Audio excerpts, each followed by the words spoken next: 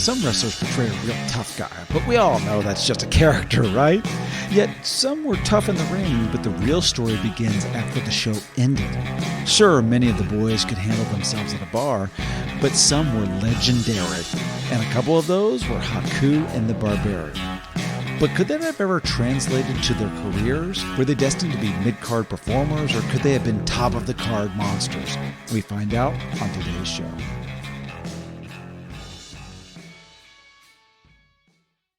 Welcome to Rebooking the Territory podcast. This is your host, Luke Thayer. Oh, it's so much fun every week to be with you and rebook all those storylines, angles, wrestlers, histories that should have been right, but it just didn't go right the first time. But we change all that on the podcast here. My guest this week, he's a returning friend of the show, incredibly funny. He's heard on the Bob and Tom radio show. You know, I could list his credits, but go back and listen to some of the other episodes he's on because they're just incredible. That's why he's back on the podcast, is because he's such a great guest. DJ Dangler, wonderful to have you on the show again. Thanks so much, Luke. Thanks for having me. I love talking about wrestling with you. That's why you're here. You're funny. You're entertainment personified. And so that's why we're going to be talking about a special couple people today. This is not necessarily our first, because I've talked about like the NWO or different groups, maybe a tag team here and there on the podcast. But today we're taking two wrestlers that are linked, but their careers don't span together. It's not like the Midnight Express or something like that here. Yeah, I did not know these guys were linked during like my initial run of fandom. Mm-hmm. Like these guys aren't linked in my head because of any personal history or understanding of the sport entertainment. You're like, no, this is like a behind the scenes. These guys were pals behind the scenes, and more than just like running buddies. There's some history behind the scenes with both of these guys together, but also individually. There's kind of a lore surrounding these two guys, mm-hmm. which kind of links them out of the ring as well in people's minds. And so we're going to be talking about Meng / Haku, depending on Tonga, depends on who you are talking to and at what time. And who is he to you? I go back and forth. I probably call him Haku more than I call him Meng. Yeah. But, he is kind of only Haku to me, and Meng is kind of like just kind of finding out that your friend has another name in his other circle of friends. Yeah, it's always weird when you had that person, right? Where you're like, you've been introduced to them as Robert, and then everyone else calls him Slick. Yeah. And it's like, I'm not calling you that. No, I'm not going to do that. And so, or maybe that guy that changed his name in college is like, I'm Trevor now. It's like, no, I'm not calling you Trevor. Yeah, sorry, Steven. Yeah. I went to third grade with Steven, and that's who I know. Yeah. And so but I can kind of switch back and forth because Ming's a great name for the guy. I'm not going to lie. Yeah. This is a thing that I think is prevalent in a lot of wrestling, and it's hard to explain to people how pro wrestlers can be named after anything. Yeah. Like Vader is definitely stealing some of the energy from Star Wars. Absolutely. On purpose. Yes. Ming is definitely the scary, vaguely Asian guy in every sci-fi story before my time. Yes. Yeah. Absolutely. And like 100%. And I think even like they didn't super do him up when he was Ming, but he definitely had like more robes and sleeker pants. Like they were trying to steal that motif, I think. Yes. It's such a, what's interesting about these guys, I think my first experience with Haku, which, I say this ad nauseum, is WrestleMania 6. He's with Andre the Giant, Bobby Heenan. They're tag team champions, I believe, and drop the straps. And Haku is the only one that really wrestles in that match. Andre the Giant is so banged up that he can't get in there. And so I remember Haku, but he was such a afterthought and such a side note to the whole thing, because that whole storyline basically, or at least that ending to it there, is that Andre the Giant turns babyface again. He turns on Bobby Heenan. Bobby Heenan turns on him, however you want to look at it, and he rides off in that WrestleMania cart, victorious babyface once again. That's kind of like the last image of Andre the Giant that we get in WWF. Basically, the match. Yeah, like a couple of other celebratory, but that was his. They say WrestleMania moment a lot, but they kind of shoehorned one in for him. Yeah, kind of like the final farewell on that massive stage. You know? I will just to tag along on that. I hope you'll enjoy this, and I think it suits your fan base. Every year on Haiku Day, I kind of go nuts on haiku, and my absolute favorite is tag team champion along with Andre the Giant. Wait, that is Haku. So there we go. Yeah, we're doing that. We're showing haiku about Haku. That we're men of letters. Yeah, and you're a word guy, by the way. Like, there's a lot of comics out there, and that are. I separate in two camps. You got like kind of the emotion guys, and you got the word guys. The guys who love the play, they love the joke, and then there's the people who are like a Sam Kinison yelling. You know, that they're basing in some sort of deep emotion. I think of you as the word joke guy.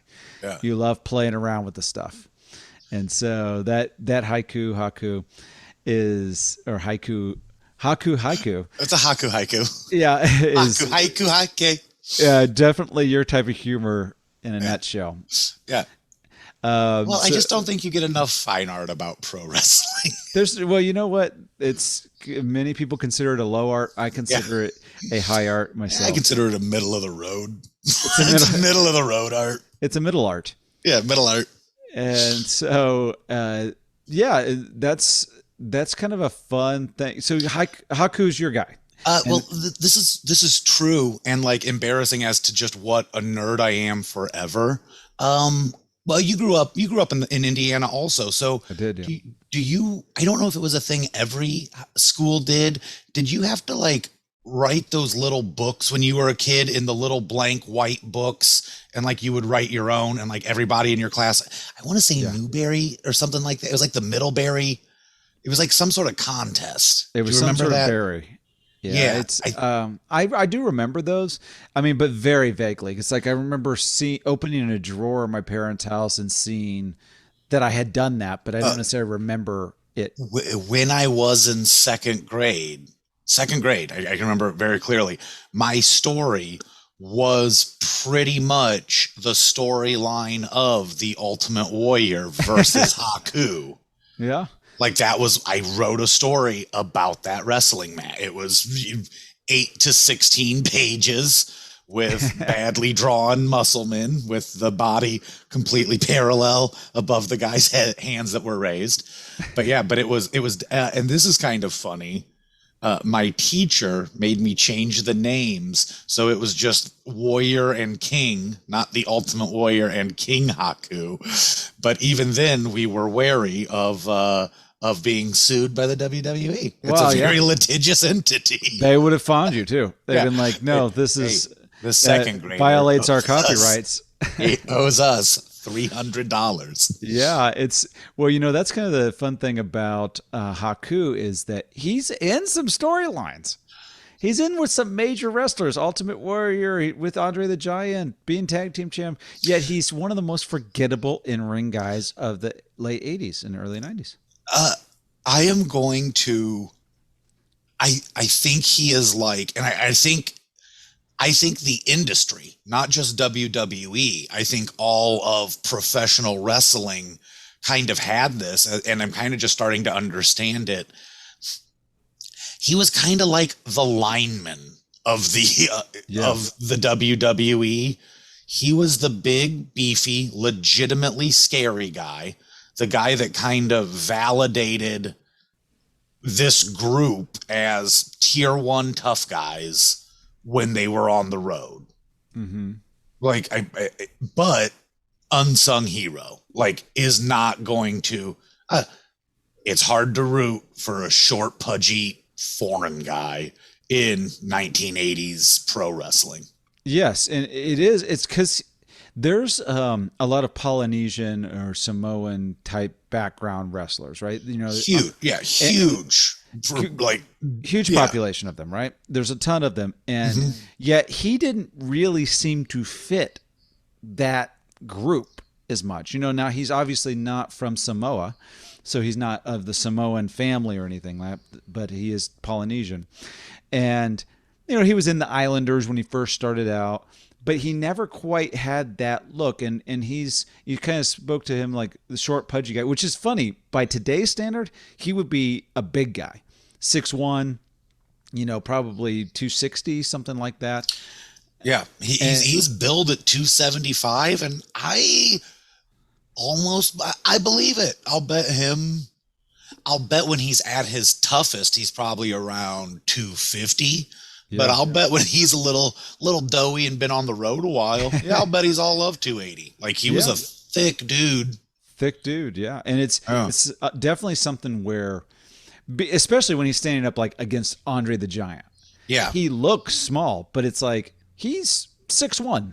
He's in, like I said, by today's standard, he would be a big guy. He'd be the big champion. But he also he has that build that he wasn't pretty, even though he was muscly and thick. In that story that I wrote when I was 8 years old, I can remember hating Haku, like legitimately, and like hating him, and like he has no business standing in the ring with a man who has a physique as beautiful as the Ultimate, the Ultimate Warrior will tear him in half. And it's so, I don't know if you have the same like level of embarrassment I have when like you find out that you're like, no, Haku would have torn him apart at the joints. Like it would have been a fight. It would have looked like a dad beating up a kid. Like it wouldn't have been fun. And it's weird. Like I want to go back and like apologize for having written that book 30 some years ago. You did. It was really a complete trashing. It was a total hack job on Haku. Yeah. Yeah. But it was like you looked at him like he was the much smaller man, even though he wasn't. But marketing is such a tremendous, ridiculous thing. And like when I look back at just what a sucker, not just me, but America was, it's baffling. It's well, we, at the time, especially for kids, we don't know that being jacked up and muscly and having the striations and everything doesn't equate to toughness. In fact, some of these guys are not just not tough as fighters, their bodies are breaking down because they're putting certain strains on them that are not supposed to be there. And so their ligaments aren't tough. They'll pop a bicep just by lifting something. And so there's a lot of things going on in those guys' body but they look like superheroes are drawn. Where we kind of equate those things. And I think that's probably why Vince McMahon liked it, was these look like superheroes. It looks like Superman, I think Barbarian had a bit of that. Barbarian, I think, was physically the more impressive of the two visually.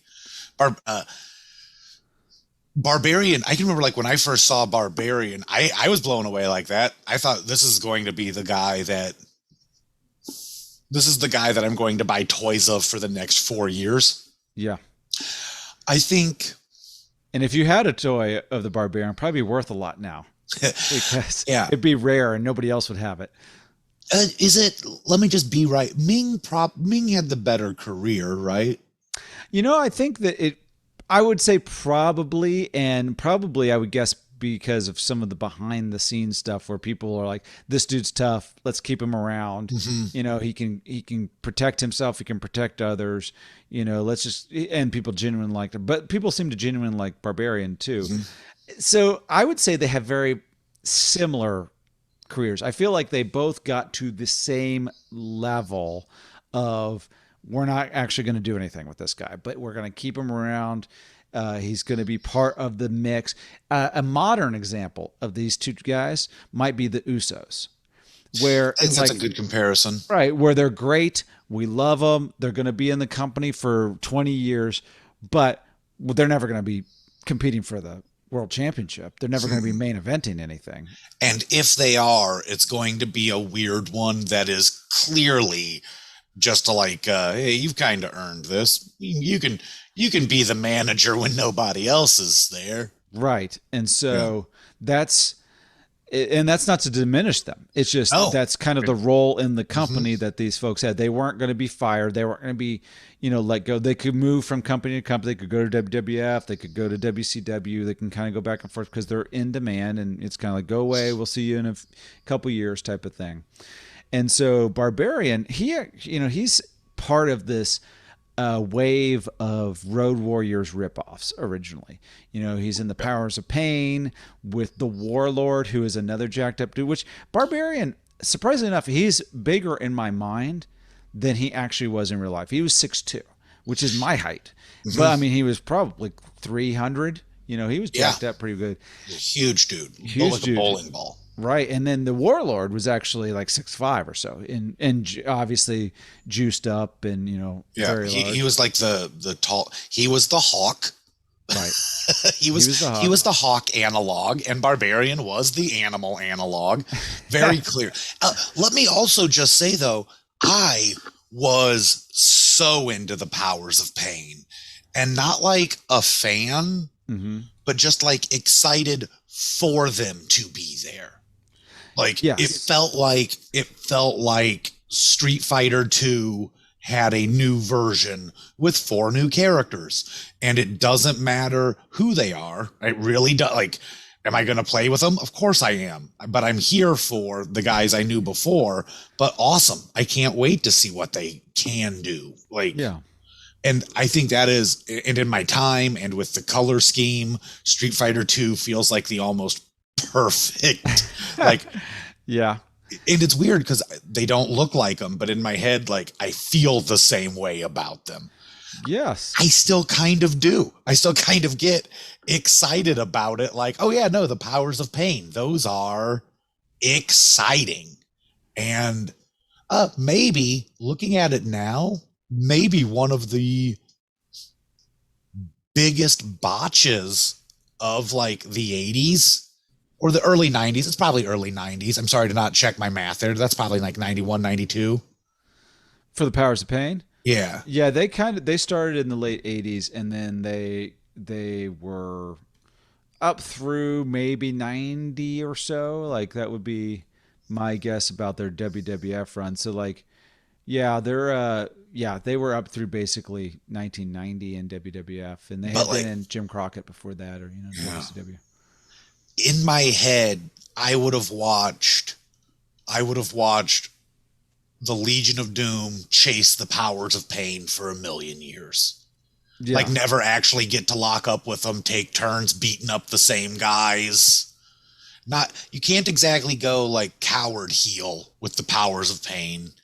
But you can do the roads just never line up, especially with the way those big guys would hop to Japan and stuff. Like, I don't know. I think the only way you really could have done it looking at it now is you kind of would have had to acknowledge Japan, and WWE wasn't going to acknowledge anything. It was like, nope, we're the only wrestling in the world.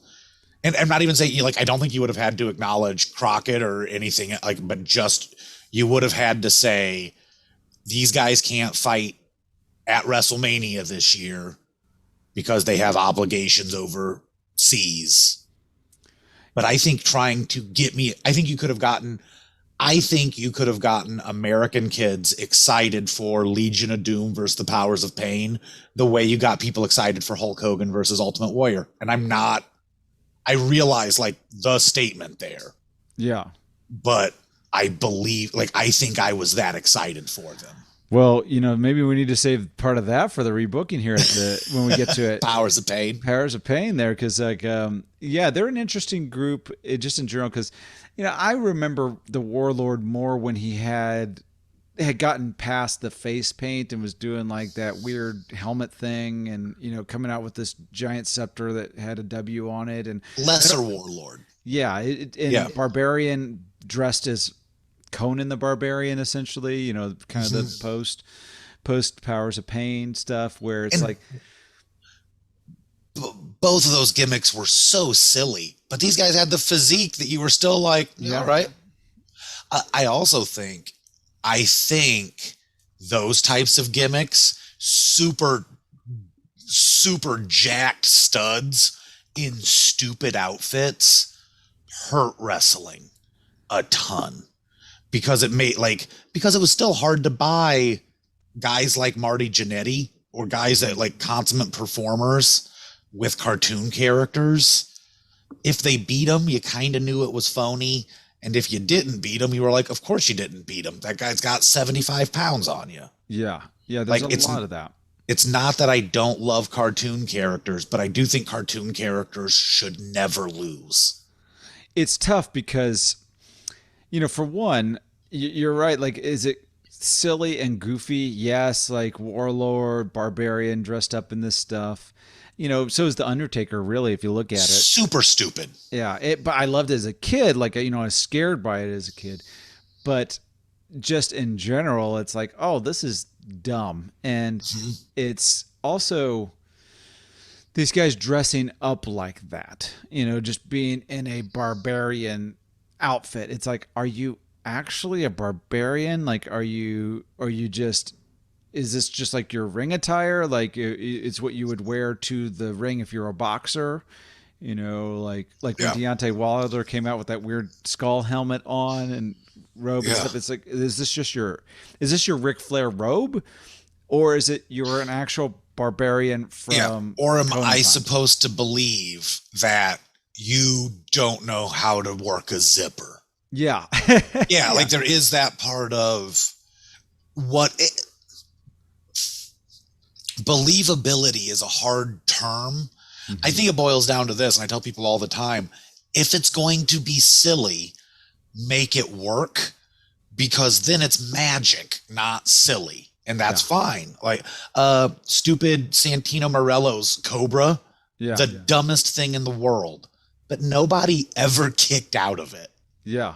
Right? Like, so it was one of those things like, no, it's super stupid, but it is the world of wrestling.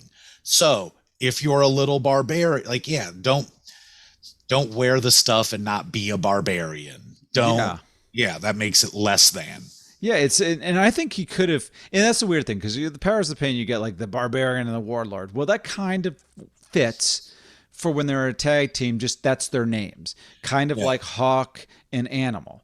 But if Hawk and Animal, if the Road Warriors broke up and then Hawk dressed like a hawk, and Animal was in a beast outfit, you would go, this is dumb. Did Hawk and Animal, did it always bug you that those names are like a categorization apart?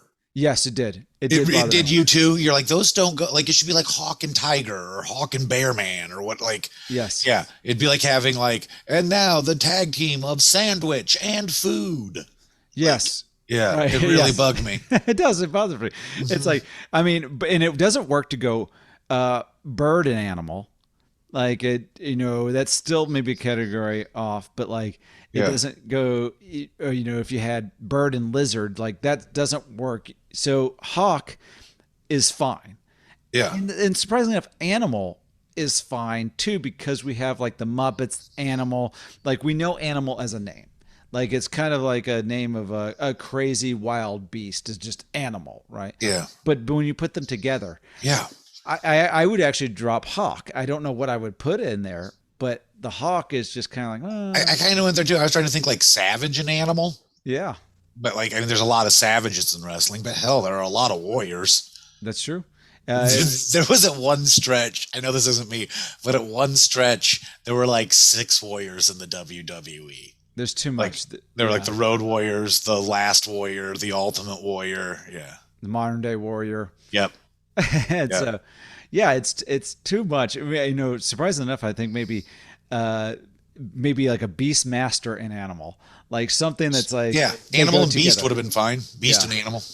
There you go. See, now we just rebooked their names. We're solving everyone's problems. Yeah, and Barbarian and Warlord somehow work together because I don't know what a Warlord is in terms of this world, because in real life that's not what a Warlord would be. It would just be a guy, big tough guy. It wouldn't be. Yeah, I don't think you need a scepter or a Phantom of the Opera mask. Right. It's like, what was it Phantom of the Opera, or am I confusing gimmicks with him and Taker? But didn't he have like a hat? Like, didn't he have a half mask? Yeah, he did have like a half mask. Yeah. Yeah. It was shiny. Yeah, it was very weird. And so, yeah, the Powers of Pain, an interesting group for sure. So much promise. And I know people like, I guess that's I was a sucker for it. I was a little kid just blown away. And I didn't see a lot of the Legion of Doom, but I knew they were awesome. And everything I had seen, I wanted to see more. So when I saw the guys that they were going to fight, it was just great. And I forget that Demolition was a Powers of Pain knockoff because WWE was bigger where I lived. So I kind of looked at them as like contemporaries, not a clear knockoff. Yeah. So I really looked forward to that impending mashup, like Smash also. And that was better, but I still don't think that was what it should have been. But again, we're not looking to change who we're talking about today. I don't want to ignore Haku. Right, like Demolition is a knockoff of the Road Warriors as well, but somehow they worked. Like they got really over in the WWF, and the Powers of Pain did not. And I don't know exactly why that is, because in terms of look, Powers of Pain look much more the part than Demolition. And maybe that's why they work, is because Demolition doesn't quite feel like this knockoff, complete ripoff, because they look different. They have a different body type. They look like tough guys, and they can work. Yeah, I think it's mostly that. I think it's Demolition. We're still having matches like, if you watch those matches and take off the face paint and the studded leather and put them in big sloppy cowboy outfits, that match still makes sense. Mm-hmm. And the Powers of Pain were kind of just doing cower before my huge arms. Yeah. And like, while they could totally do big power moves, the thing that like the Road Warriors would do is they would storm the ring and kind of blitz guys and beat them up like bad guys. Like the Road Warriors they were, for me, like not for like fans older than me or real fans of that era, the Road Warriors were kind of the first, we're going to be bad guys with so much charisma, you're still going to cheer for us. Mm-hmm. Yeah, they were like the tag team version of Stone Cold. Yeah, like they were kind of the precursors. I know other people did that in live wrestling, but on TV, I don't think there was anything else like that. Like, and if I'm being like completely honest, the Legion of Doom never did that. They came in as kind of heroic, like they came in as faces. Yeah, they were faces by that time for sure, and so. But they were still so scary. You still kind of knew, like, I'm not supposed to cheer these guys. Yeah, these are the guys that beat up Mel Gibson. Yeah, well, that's the thing.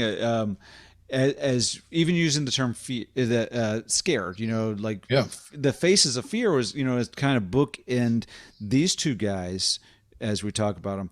They end up in a tag team called Faces of Fear. Right, Meng and Barbarian, and both tag team names the Barbarian is in are great.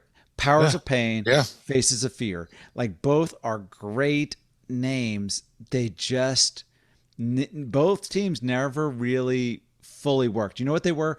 They were that utilitarian tag team that they were in the tag team mix. They might actually win a title. Or two. Yeah. They're going to win. Totally believable champions. Totally believable, but their transition. It's like, who is it, the babyface tag team that we really want to get over, transitioning to the next babyface tag team that we want to get over. Sometimes it could just even be essentially, these guys could go wrestle the NWO. and they could be heels, but also so can NWO, but NWO is over, so they can lose to NWO, or they could go lose to Sting and Lex Luger in a tag team. Yeah. They also suffered from, and like it's so simple that that we can just dismiss it, but then like that's even more problematic. They suffered from being not white guys in the 80s. Mm-hmm. And you're not going to get many faces that aren't super young and good looking. Like you could be a good looking young Latino, maybe. Like that's about it. Like, but as soon as you're a man aged, not white dude, you better be losing to Hulk Hogan pretty regularly. Yeah. And I think that in some ways they suffer from almost being a little bit of a tweener. Like they're cool. They're cool. They're bad guys, but also everything is predicated on how tough they are and how mean and how scary they are. Well, Haku in particular, and Barbarian a little bit to a degree too, they don't really look mean and scary. Their faces are friendly. Surprisingly enough, they have friendly faces. I think they suffer from when you were talking about like why didn't these guys get over so much, or they didn't have the personality, they were a little bland. Mm-hmm. I think it's one of those being legitimately tough in a bar or whatever, being tough behind the scenes. These guys probably aren't great at getting the fact that they can fight you across, because they'll just fight you. Yeah. Like it's one of those, they're like, oh no, we're not the barking type of dog. Which is much scarier to have an actual biting dog. Like, oh, that's much more frightening. But it maybe isn't the best guard dog. You want your guard dog to be loud as can be and over the top and not effective at its. The job is guarding, not killing. And these guys are killers, not guarders. Is that language? Absolutely. Yeah, it works because, that's probably why they got into a lot of bar fights. They look like guys that you could take. Mm-hmm. Like there's just something, like I said, there's something friendly about their faces that, especially Meng, that probably just invites some redneck to go, I'm going to beat up this wrestler. And then he gets his nose bitten off and his eye poked out and he's thrown through a 3rd-story window, you know, and they're legitimately tough. But they still have lovable uncle. Yes, affect. They're approachable. And with really scary heels, they can't be approachable. Yeah. And so when we think, like even look at the Road Warriors, when they were heels, those guys did not look approachable. They looked mean and scary and tough and like, I don't want anything to do with this person. They're scary, right? And so that's, I could be wrong, but it just feels like that holds them back a little bit. The legitimate tough, and I think Meng is a great example of this. And I say Meng because that's kind of like the WCW version of him. Yeah, is he starts wearing like these big hammer pants almost. Yep. He wears them up past his navel, and they might be traditional martial arts type of clothing, but it looked more like disco clothing. Mm-hmm. And he had a mullet in the late 90s, just a big old mullet. And some of the moves he did, he would almost like have his hand flat and not in a fist and then poke people. The Tongan death grip. And he had the Tongan death grip where you grab people right under their chin. Yeah. Yeah. It was like the mandible claw from the outside. Right. Yeah. And all of that did not work yet. You could probably take him now. And now that people have nearly 30 years of MMA, 25 years of MMA and UFC and knowing, like armbar is an example of this. You see an armbar in the 80s, it's like, well, this is just a boring thing. Now you see an armbar and you go, this person can tap out to that. Why? Yeah. Because we now see that's a legitimate way to defeat an opponent. Yeah. And we didn't know that then. The legitimate way to beat an opponent in 1996 was to have a superplex or to throw somebody up in the air, catch them, and then do a diamond cutter. Those were the legitimate ways to beat somebody. A leg drop, something where I jump up 6 feet in the air and land on you, or something flashy, and he didn't have that. It was like, I'm grabbing you. And it's like, well, in real life, that would absolutely be horrendous. If somebody did a fireman's carry and gave you an F5 in real life, it'd be like, oh, well, that kind of hurt my knee, but I'll get up because nothing happened here. My biggest complaint with that right now is Big E's big ending. That looks like the nicest way to drop someone from your shoulder. Yeah. Does that mean, like, if for some reason you were in that position right now and like bombs are coming in and we have to hit the deck, that would be the nicest way for me to get you to the ground immediately. Yes. The friendliest way. There's, and look at a contemporary to them, the Outsiders. What are they kind of just took both their finishing moves and put them in the group, right? But both of those are devastating looking. Yeah. The jackknife powerbomb and whatever the razor drop would be at that time, whatever outsider. Still the Outsider's Edge. Yeah, you're right. The name change. And so both of those look amazing. You have giant men, both of them well above 6'7", putting somebody up over their heads, dropping them, slamming them into this canvas. And it looks like, man, that would kill you, versus I just grabbed your neck, and it's like, I don't know. And I don't even remember what the Barbarian did. Like, was it a power bomb? I think it was a power slam. Power slam? I think he did, which is always it's just not enough. It's not enough when Davey Boy does it. It's not enough. It's not enough when Braun Strowman does it now. And he's a huge, like, it's cool, but just move inflation, not enough. Yeah, it doesn't quite work. And it's shocking what works and what doesn't for different sized people. 100%. And I also, 100%. And even though these guys were totally strong enough to do power moves, I don't want a power bomb from a guy that's 6 foot. Yeah. I get mad at him. I get mad at anybody under 6'5" throwing power. Like, no, drop them from the ceiling, not from a man's shoulders. Yeah. Right. It doesn't translate. And so these guys, that's part of the problem with these guys in general, is they just didn't translate. And so let's start to maybe even think about how we would rebook these guys, because I think there's a lot of possibilities. I feel like they were right on the outside edge of success. They were good, but just not quite at the right time, with the right gimmick, with the right opponents, the right companies. It was just all 1 or 2 degrees off of what it needed to be at the time. Okay. So, I guess we got to start probably at the beginning here. Now, these guys were they weren't known as a tag team at the beginning. Mm-hmm. And so with the Barbarian, do we keep this guy in the Powers of Pain and try to do something really, but we saw what happened with that. It just didn't go anywhere. I also think, and you can correct me if I'm wrong, but I think these guys coming together at the end kind of diminished both of their stars a little. Yeah. Like, it found them a place, but it did make them look like, oh, hey, we've repurposed that old jalopy and now we just run it around the park. Yeah. It felt that way. I think I would start with Haku because I knew him first, and it might be easier for me. I think I know.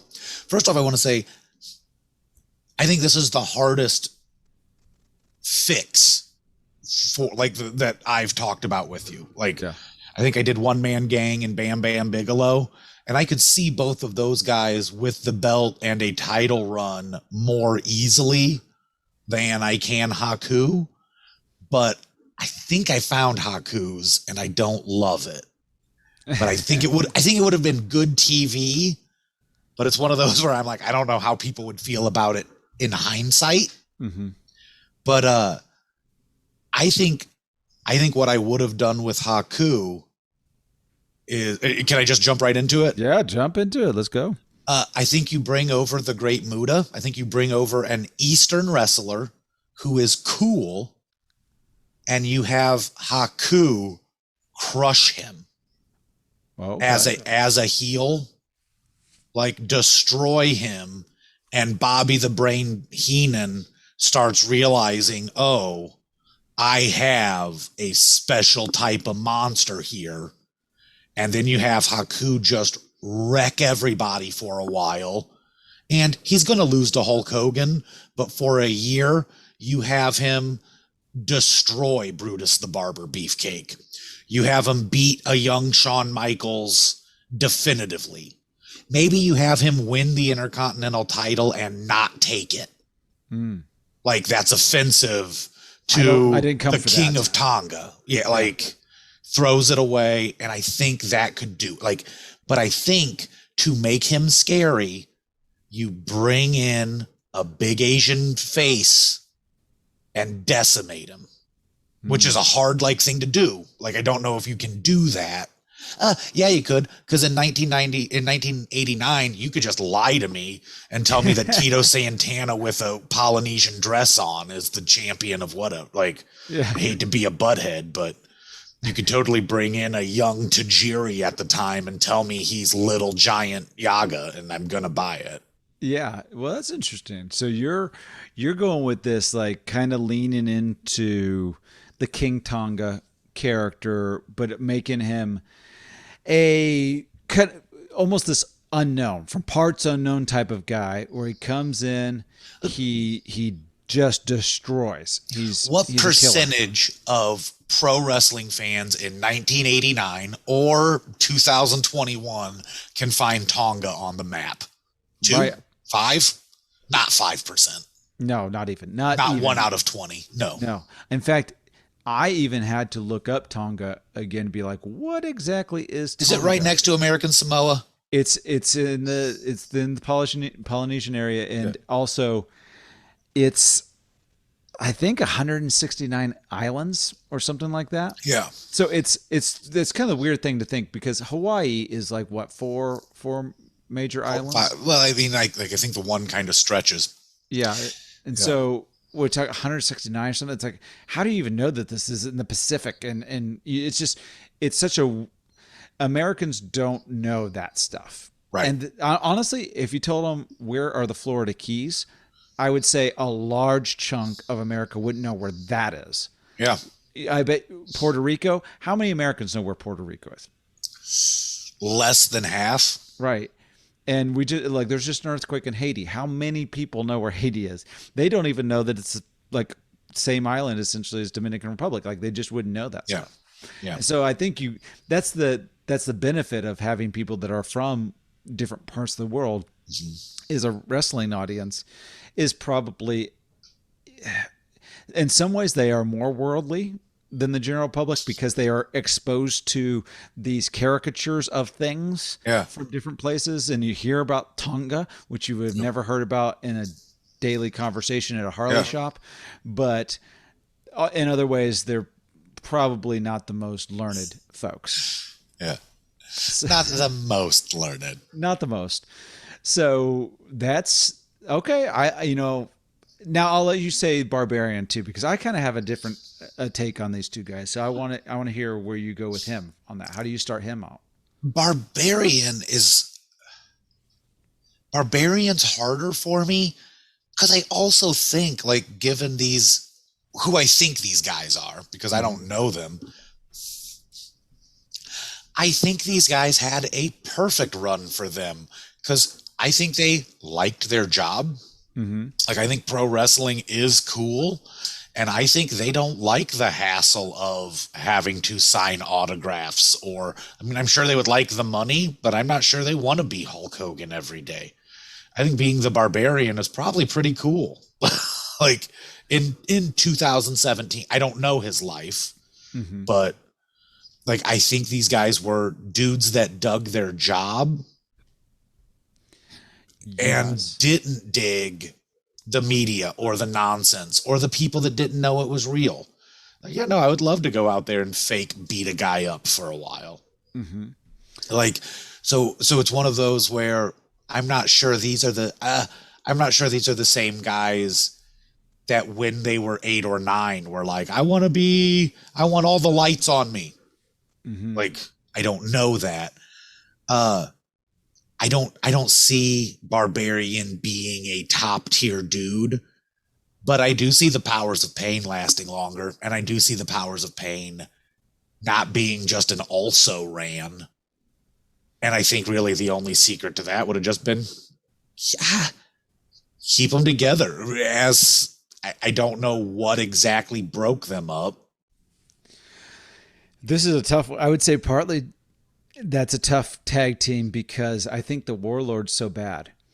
And he's just, and this is not disparaging him personally, just his in-ring stuff, even when he's on his own, it's like his whole thing is, I'm a big muscle dude. But he didn't have the charisma of Ultimate Warrior.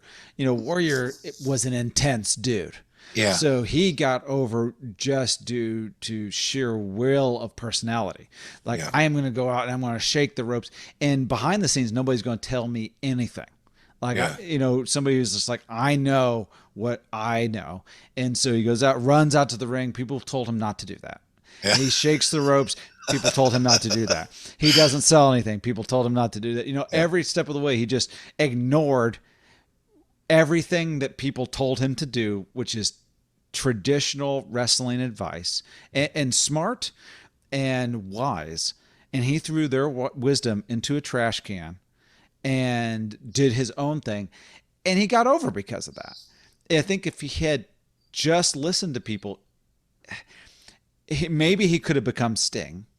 Yeah. Because Sting did that. Sting took, if you had like the basic two guys, Sting and Ultimate Warrior, which by the way were another Road Warriors ripoff. Yeah, 100%. Those guys are both just Road Warrior ripoffs. Right. And so, and you go, if you're talking about ripoffs, Demolition, I think the best ripoff because they created their own thing.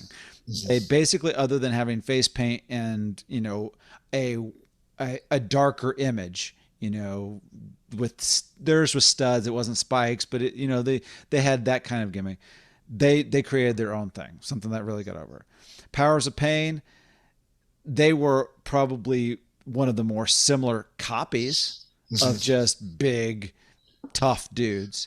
And then the Blade Runners are like the best copy that works separately. They didn't work together at all, but you take them apart and let them go on their own individual paths. They had obviously the best careers out of everybody. This is a weird whatever, and I'm sure people will talk about it. And I know, I feel like the answer is obvious, but I think you will get as many confident wrong answers as you will right answers. Who had a better career of Sting or the Ultimate Warrior? That you're going to get different answers for that, sure, with that. And I think you're going to get people who completely dismiss the other side, and that's why I'm I don't Does that make I think you're going to have people be like, no, the Ultimate Warrior was way bigger than Sting, but then you're going to have people that are like, no, Sting was big for 20 years and maybe just as big. But people are like, yeah, but Ultimate Warrior was big when I was 10, and you're an idiot. Yeah, that this, not to make the whole conversation this, but I have to answer that question at least to some degree, because I could play both sides here. Obviously, Ultimate Warrior, I think in terms of intensity, he's shown brighter for a shorter period of time. He had basically 5 years, and that was it. But he was a rocket. He jettisoned to the top of that card, was a guy that was probably selling tickets and merchandise, and then his descent was almost immediate, just as quickly down. Sting took a while, and I think part of it is Ultimate Warrior was the big fish in the big pond. He was the big fish in the ocean. Yeah. Sting never once was the big fish in the big pond. He was always the big fish in the smaller pond. Even if you say WCW took, the 83 weeks thing, he still wasn't the big guy. But it did it with Hulk Hogan and with Kevin Nash. And even though Sting was as big, was Sting as big? Sting wasn't as big to casual fans. Sting wasn't, even though Sting was the top guy, he has no crossover appeal. Right. And he was, and in terms of like guy, yes, he was the WCW guy. And what made him the guy for that period of time was not wrestling. It was just not talking, not wrestling, just standing in the rafters. Yeah. Occasionally coming down with a baseball bat. You know, that's what made him the guy, was just not having him. And so I think it's hard to say that he had the highest of highs with that. Now, would I take Sting's career over Ultimate Warrior? Yes. He was around longer. I'm sure he made much more money because he was just around a lot longer. He has a more respectable career, that he actually has storylines, character arcs, character changes, all of that. Yeah. And so I probably would go with Sting, even though Ultimate Warrior, I think, was the price. Now, that was a side note. Who had the better career of Meng and Barbarian is, what we're dealing with. Yeah. And they were way below those two guys on the card. Yeah. I think on that one, I think it's just Meng. I think it's Meng and Barbarian. Barbarian feels like a mid-carder, and Meng feels like a lifer. And I don't know what the difference is. And you could say that both were both, like, we're kind of having like it's the problem with talking philosophy. You've got to agree on your terms that could mean that are totally interchangeable. Mm-hmm. Because Meng is also a mid-carder and Barbarian is also a lifer. But like, for my terminology here, like, Meng feels more important, I guess, to the overall business. And so what was you with Barbarian? Like, where's that change? What's the rebooking for him, At least the entry point. Just Powers of Pain? You're just sticking with the Powers of Pain? And I don't like, Barbarian was just so simple. You know what? No, if I was going to rebook Barbarian, I think you'd change his name and you give him, even if it's, I forget, is it Meng or the other guy that have the super fun Tongan name of Uli Uli? That's not, that's definitely not the Barbarian. Okay. That must be Tonga. Tonga's like name is like Uli. Yeah, that's Tonga. But I think you might give the Barbarian his real name. And this is kind of a sign of the times also, but you might make him the Barbarian, whatever. But I mean, this is just some fun knowledge at you. Barbarian comes from making fun of the way foreigners speak. Mm-hmm. Like, the word barbarian comes from everybody not in Rome sounds like bar. Like, that's really, it's like it's like calling someone like a jargon Aryan or a mumble Aryan. Yeah. Right. So and correct me if I'm wrong, Barbarian would be outside of Rome, right? So it'd be like Goths and essentially English Germans. Yeah, a lot of Britons. So us. Yeah, us. We're the barbarians. We as a society, and WWF especially, turn the barbarian into someone from someplace else. But really, we're the barbarians, historically speaking. Yeah, so I think, but maybe that's it. You rebrand him as the Barbarian Eddie Tonga. Yeah. Right. And you kind of give him like a proto Samoan Joe gimmick. Okay. Like, I think you might be able to do that, because he was tough as heck. I mean, he was an absolute brute. He could pick anybody up. You'll buy him when he grabs their legs and swings them around funny. Yeah. And, and this is something I didn't even put together until the second, is that both these guys are from Tonga. Yeah. And so, like, there's the fact that it took them so long to be tagged up is interesting, because I have a slightly different rebook. Well, not slightly. I have a drastically different rebooking for these guys than you do. Okay. And so I'll just get into mine. And you can. So one is, I am bringing them in as a tag team. Okay. You can call it the Faces of Fear if you want, but I'm not. I think I actually have a different name I'd like for them. I'm going to call them the Backroom Brawlers, to kind of stick with the alliteration that these guys have always had in their tag teams of Powers of Pain, Faces of Fear, Backroom Brawlers. And I'm trying to kind of play up, even with vignettes of like, these guys are tough. They beat you guys up. In the vignettes, I'm not showing their faces. You always see them from behind. You see just somebody say something like, you see like Meng just hunched over a bar. And so you see him from the back, and you see some redneck coming up going, "Hey buddy, this is my stool." And the camera kind of gets jostled, and you just hear the thud of the punch, and the camera reorients itself, and you see that dude on the ground, the redneck on the ground, and Ming's just back into that same sitting over his beer. And then you have another one, Barbarian, somebody, he's playing pool from behind. And somebody said, comes up, "Hey buddy, this is my game. I'm taking over," or slaps the quarters off of it. And then you just see him from behind, grab the guy and throw him through a window and go back to playing pool. You never see these guys' faces. And so when they come out, when they actually debut in the ring, they wear masks. And I'm talking about lucha libre type masks, and just to give them something different. You take away the ripoffs of the face paintings and more another Islander type of gimmick. We've seen that. We've seen the Wild Samoans. We've seen all that. We don't need more island type of gimmicks. So we don't even worry about that they're from Tonga. Maybe you mentioned it, but you don't. But it's really about the fact that these are the toughest men on the planet. You kind of taking that real life thing. They don't talk. Yeah. They wear the masks, and you throw in somebody like Bobby Heenan. Why Bobby Heenan instead of Mr. Fuji, which is like Powers of Pain type of thing, is because just looking to distance from the Asian.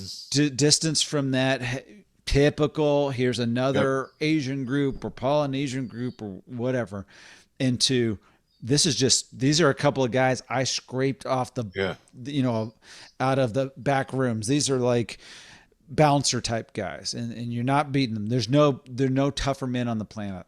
And you let them go in, and they are doing similar to kind of what you talked about with Haku, of just beating guys. You bring in any sort of tag team against these guys to open them up. And, it's easy to, look at the WWF golden era, you could call it, roster, and you've got some tag teams in there. If they come in early enough, you could even have them against Rhythm and Blues. Mm-hmm. Like a little mini feud there, because Rhythm and Blues is kind of like the opposite of what these guys are going to be, because they're a bunch of flash. They're, dancing around, music, and got my hair slicked back, and boom, they come in and just level the guys. Same way that Ultimate Warrior beat Honky Tonk Man for that Intercontinental Championship. That's what these guys are doing. They're coming in and they're just pounding these guys. Whatever other team you want to throw them. The Rockers is a kind of a good one too, because of the era. The Rockers, man, they just rock the Rockers. And you throw in then maybe like a couple other of those. Yeah, crush the Strike Force, knock up the Can-Am Connection. Right, and that is those are the big events. Those are like maybe a pay-per-view or something like that. We're on all, like, just on their debut on the Superstars and things like that. They're just going through these just vignettes on bars and destroying jobbers. Yeah, and jobbers. Yep, just killing these guys, and that establishes them as scary because you don't see their face, and they don't have to try to like make their faces look tough and scary. It's just what makes them scary is the unknown. It's the Jaws effect. We don't know these guys. We don't know their past. We don't know what they even look like. We just know that these guys may or may not have killed a man. They may or may not have served time in prison. You get to, and Bobby Heenan's playing that up. It's like, I don't even know their past, and I don't want to know, because they would incriminate me. Yeah. So I don't even want to know. You could even do something silly. You do famous bars in every city you're going to. Mm-hmm. Like for those venues, like how fun would that be? You see a bar when they're in Nashville. You see a bar from 4th Street when they're in. Yeah. Yeah, When they're absolutely. in Indy, you film at some sort of biker bar. Yeah. That's kind of tough. When you're in Minneapolis, you film at one of the bars where those guys were actually. Oh my God, how much fun would that be if you have a little vignette at one of the bars where Rick Rude and the Road Warriors used to bounce, Yes. and you have Yeah. these guys come in and just wreck it. Just yeah. Oh, that would be great That'd because be fun today. it would be fun That'd be today. Like it, yeah, and I love that bar that the Road Warriors and Rick Rude and there maybe was it Smash also maybe there yeah, that just something where you go, especially the Road Warriors. If you kind of say because Road Warriors weren't in the WWF this time.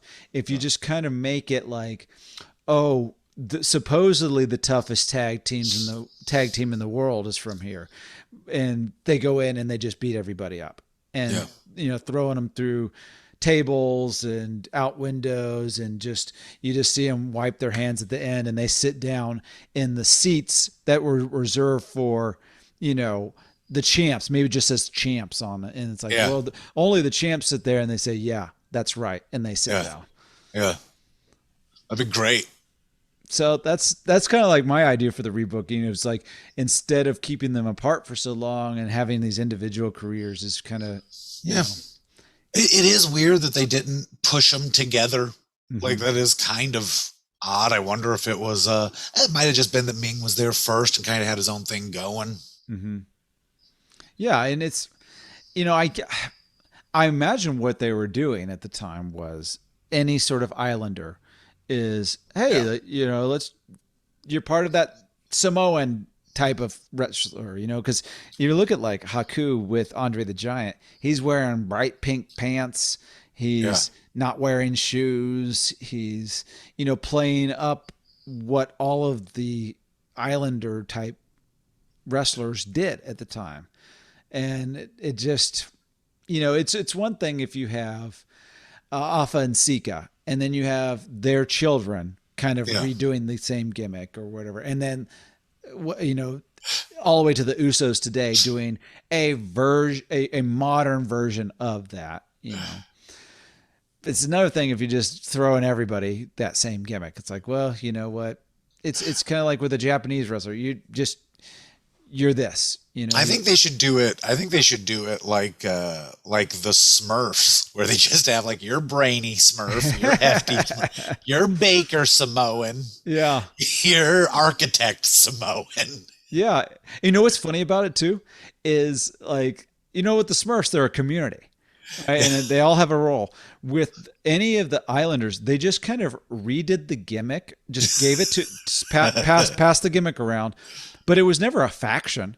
It was never like the Hart Foundation or something like that, where Oh, it's like this is the Samoan family. That would have been something that we could have rebooked. it's Is kind like, of the first time they're doing it now with like the loosely with Roman Reigns right now. yeah, But yeah, no, if they'd have done this seven when there were seven Islanders in the yeah. company. And can you imagine Yeah. them bringing in Yokozuna at the end of all of that? Of like, you think that we're tough, you think we're big, and then Yokozuna Yeah. comes out. It's like you don't get bigger and better than Yokozuna. So Yeah, he could have come in as their heater. yeah, Like not like those guys need it, but yeah, just on the weird occasion when yeah. yeah. And I mean the Barbarian and Meng could have fit in that, but they're literally from a different place. Yeah. Like it's a different place. It's like if Yeah, much further away than Canada and Mexico. yeah. So Like, if you end up going like just taking two guys that happen to be from Europe, and you go, all right, well, you're Russian and this guy's from Portugal, but it's all Europe, so you're just the same guy. It's like that doesn't work, right? It's like they're very different cultures, very different type of people. Well, yeah, but you kind of look the same. So you know what? You're all Germans. And like, well, yeah. none of us are We Germans. both came here on a boat, Yeah. Yeah. And so but we went different ways. so to me, starting them off like that, and then you've got the possibilities down the line of the unmasking. of them turning on each other at some point, of the solo career. And then you can wrap it all up. Maybe at some, they can move to WCW. You can kind of go back and forth. If they've been unmasked, you know who they are. So when they come over here, they can have the reunion type of tour where it's like, we've broken up. We've had that storyline. I think that could have been a major storyline too. If you have this group that just was so tough, the only two people that are tough enough to go against each other are each other. That causes tension. Who's the tougher one? Who's the badder one? You know, and that causes a breakup. You might even be able to do something, because I'm just thinking at that time everything was so Hulk Hogan centric. But if these two guys go to the top of the card and you bill it like either one could beat him, oh my gosh, like that would be terrifying to kids buying tickets at the time. Yeah, he has to find a friend. Yeah, it could have made him and Macho Man Randy Savage really mean something. Yeah, I think of the Mega Powers versus that tag team. Yeah. You know, it gives something for them to work with and an angle to really be frightened of. And then when the Mega Powers defeat these guys, they've actually beaten somebody. They've actually really done something. And then you extend the Mega Powers a little bit. So then the feud can, blow up same way that it would blow up, but you've had a really meaningful feud in that meantime. And it hurts even more that the Mega Powers break up, is that we've seen them overcome odds together. Yeah. They saved the world from those backroom brawlers. Yeah. So that's my idea. We've got your idea. I think that anything beyond trying to get them initially in, because that's going to change the course of their career. You can't rebook 20 years of these guys, but I think you can rebook that initial thing. And I think the initial way, either way that we bring these guys in, whether it's my tag team idea or your singles idea, is that just gives them a bigger punch at the beginning. It gives them a bigger, it's kind of like any of these guys that had a short run in WWF, but they made it meaningful. One man gang was not there forever, and obviously got into silly gimmick territory. Mm-hmm. Earthquake really wasn't there for that long at the top before he was in a tag team, and then move on to silly gimmick land in WCW. So these guys probably are not going to be top of the card for 20 years. But they'd have headlined a show. They would have had, I tell you what, wouldn't you have liked to have seen that on a Survivor Series poster? Oh yeah. That those guys heading up a team with another kind of jobber bad guy tag team crushing the good guys, or those two guys getting upset by the Rockers and somebody else using 4-on-2 chicanery would have been fun. And would have been real fun. Survivor Series, SummerSlam, a Royal Rumble. I don't think this headlines WrestleMania, but they could have had a really good, interesting mid card. Something fun, like if the Hart Foundation can. Those guys beating up the Mega Powers could have allowed for someone else in a title run. Mm-hmm. Absolutely. That's a great place to hide your number one in a tag feud while somebody else tries out. For sure. Yeah. Just kind of have a 3 months of this thing going on, and see who else could maybe take the ball and run with it a little bit. And then when Hogan comes back or whatever, just even let Paul Orndorff or some other bad guy champion, somebody in that mix, even let Andre have it for a little bit, so I think that, to me, that gives a fresh start to these guys, a fresh story that would have changed everything for them. And a parallel dimension. I'm sure that's what's happening. That's what's happening. And I think all I needed was to hide their faces. Surprisingly, the faces of fear, the actual faces of fear needed to not show their faces. Yeah, so. The faceless in fear. Yeah. So, well, DJ, thank you again for being always so much fun. Thanks. On the show. Thanks, Luke. Oh, it was great. And, now that things are open up, people can go see you live and see one of the best stand-up comics in the nation working right now. And you can follow DJ at DJ Dangler on Twitter. And I'm sure he'll be posting his shows continuously on there. All the time. Thank you for listening to the podcast. Do you agree with our booking? Would you do it differently? Well, I'm at Comedian Luke on all social media platforms, and you can actually at Rebooking TT on Twitter and Rebooking the Territory on Facebook. You can also find out about future episodes there. Be sure to hit that subscribe button and please give us a 5-star review. It truly helps.